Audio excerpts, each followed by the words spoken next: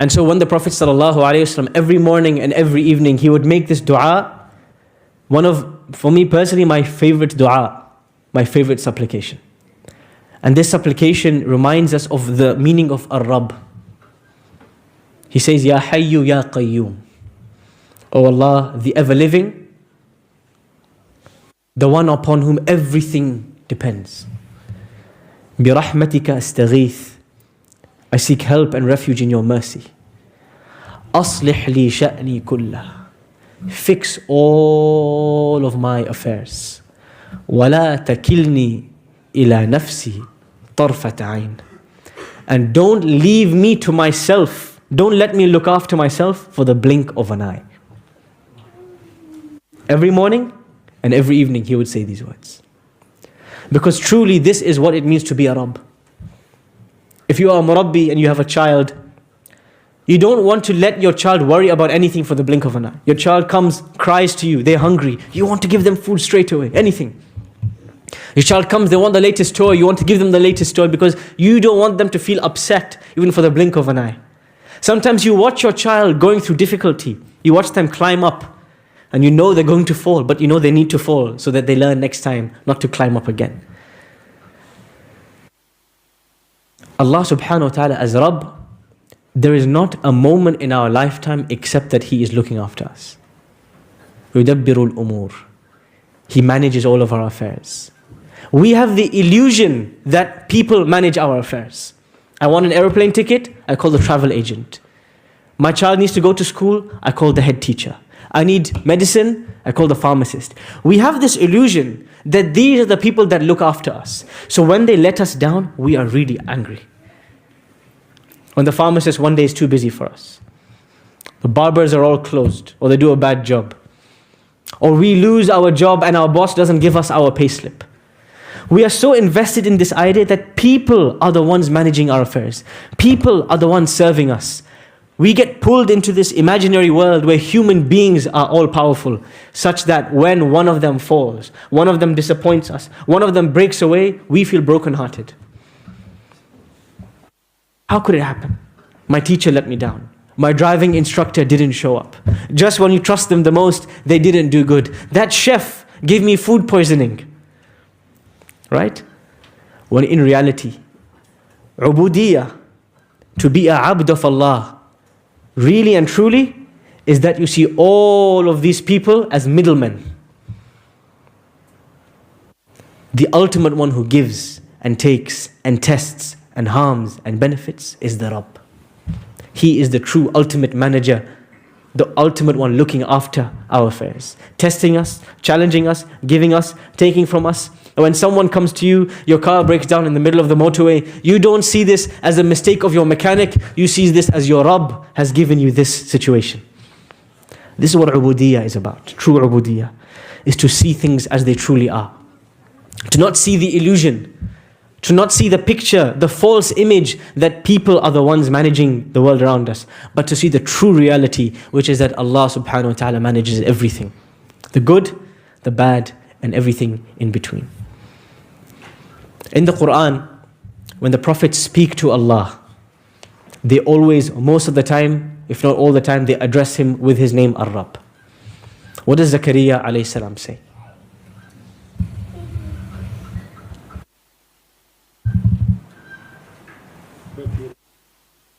رَبِّ لَا تَذَرْنِي فَرْدًا وَأَنْتَ خَيْرُ الْوَارِثِينَ. My Rabb, you look after me in every way.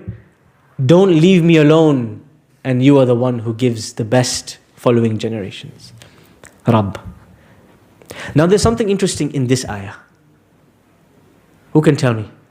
If you want to say my Rabb, how would you say it in Arabic? Rabbi. With a ya at the end, right? Rabbi. But in this ayah, what does he say? Rabbi. What's the difference? Kasra. What happened to the ya? What happened to the Rabbi? Where's the ya gone? It's gone. It's missing. This is one of the beautiful, subtle things in the Quran. Sometimes you will find the Prophet saying Rabbi, and sometimes you will find them saying Rabbi. Why? There's a pattern. There's a reason. Allah doesn't remove a letter or add a letter except He has a reason. Next time you read the Quran, look every time you see Rabb. Is it Rabbi or Rabbi? In moments of desperation, the prophets say, Rabbi. They are so desperate to call upon Allah, they don't have the time to add the ya at the end and stretch it for 2 harakas. No time. رَبِّ لَا تَذَرْنِي فَرْدًا وَأَنْتَ خَيْرُ الْوَارِثِينَ. You have to understand, this is not a man who didn't have a child for 6 months. And then he tried IVF, went to the NHS, went to a private doctor. Then he's saying, come on Allah, what's going on? This is not that kind of a man. This man waited nearly a century. And he reached a level of desperation that he said, Rabbi. And he removed the ya. When you see Rabbi in the Quran without the ya, it's in a moment of desperation, difficulty. Sorry? In that moment. Yeah? It's the heat of the moment. What does Musa alayhi salam say? He reaches Madian. He's got nobody, nowhere to look, nowhere to hide, no job, nothing. Rabbi inni lima anzalta ilayya min khayrin faqir. Oh Allah, I am in need, desperate need for anything you give me. Give me anything. I'll be happy. And so when you read the Quran, notice this point about the name Rabb. There is a way to call your Rabb in moments of desperation. 999, SOS. And there's a moment to call Allah when there's no urgency. 111. You'll be there with the questionnaire for a long time. Do you have heat? Do you have a fever? Do you have arm pain? Yes, no, yes, no, yes, no. But 999, within 3 seconds you get a yes? What's the problem? Yes? Rabbi without the ya is a 999. Mahdhufa al-ya. And Rabbi is the 111. Good analogy. وَلِلَّهِ الْمَثَلُ الْأَعْلَى. Allah subhanahu wa ta'ala can never be compared to an analogy. But what you note is that the prophets were calling their Rabb in their good times and in their bad times. When they were squeezed and when life was easy. And this Allah mentions in the end in Surah Al-Anbiya. إِنَّهُمْ كَانُوا يُسَارِعُونَ فِي الْخَيْرَاتِ. These prophets were competing in doing good.